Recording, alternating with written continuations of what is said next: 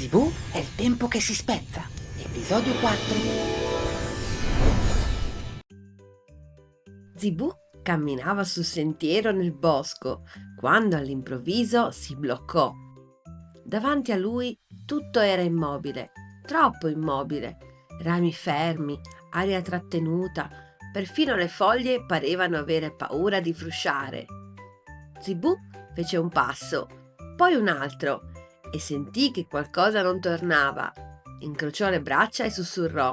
Il bosco è calmo, ma io no. Luma fluttuava accanto a lui e la sua luce era meno vivace del solito. Nemmeno il tempo. Mormorò. Zibù chiuse gli occhi e ascoltò. Non era silenzio, era attesa. Un uccellino saltellò sul ramo e si bloccò, con le ali a metà. Zibù spalancò gli occhi. Avete visto?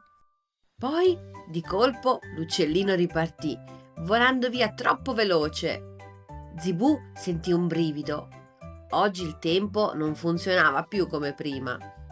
Zibù fece un passo indietro, poi un altro. Non mi piace. Disse. Una foglia cadde lenta, lenta, e poi risalì di colpo, come tirata da un filo invisibile.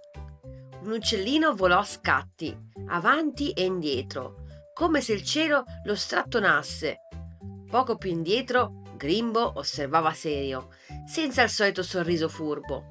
Il tempo non è più incollato, Spiegò. ora si sta strappando. Zibù deglutì. Che significa? Grimbo indicò il bosco. Quando lo fermi troppe volte, poi non sa più come muoversi. Luma girò su se stessa inquieta.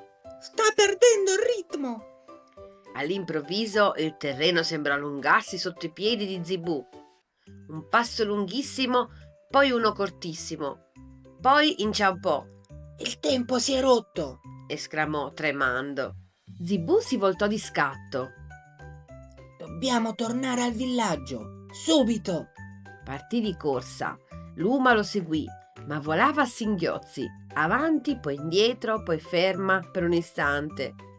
Grimbo correva dietro stringendo i denti, come se avesse paura di perdere il passo. Mentre attraversarono il bosco, il tempo giocava con loro. Un passo normale, uno lunghissimo, uno quasi fermo. Zibù sentiva il cuore battere troppo in fretta e subito dopo troppo piano, come un tamburo impazzito. Quando arrivarono al villaggio, Zibù si fermò senza fiato. Era tutto sbagliato. Una porta si apriva e si chiudeva. Un orologio girava al contrario. Alcune persone camminavano lente come addormentate, altre sfrecciavano e la fontana spruzzava acqua a scatti come un singhiozzo. Con le mani tremanti, Zibù tirò fuori il campanellino del tempo. Lo fissò come si guarda un amico che dovrebbe aiutarti sempre. Dai, funziona. Mormorò. La polvere nera tremò sulla campanella, ma la voce non uscì. Lo scosse piano, ma niente. Lo scosse ancora, ma niente, silenzio. Perché non rispondi? Chiese con la voce che si spezzava. Luma lo osservava preoccupata. Perché ora il tempo non vuole essere comandato. Zibù sentì un peso sul petto. Nella sua testa rimbalzavano domande. Ho sbagliato tutto? L'ho usato troppo? Dovevo fermarmi prima? Intorno al villaggio continuava a impazzire. Risate che partivano e si interrompevano. Passi che diventavano eco.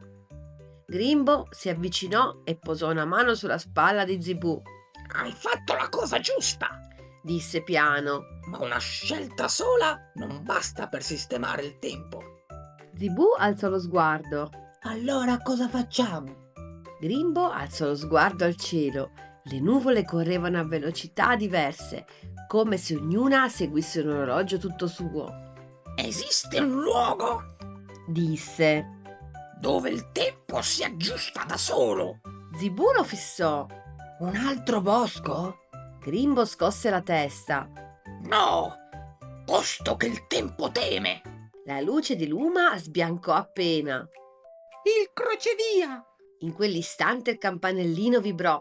Tin, tin, un suono spezzato, come una campana con una crepa. L'aria davanti a loro tremolò, come acqua invisibile, e apparve un sentiero non di terra, ma di luce che cambiava colore.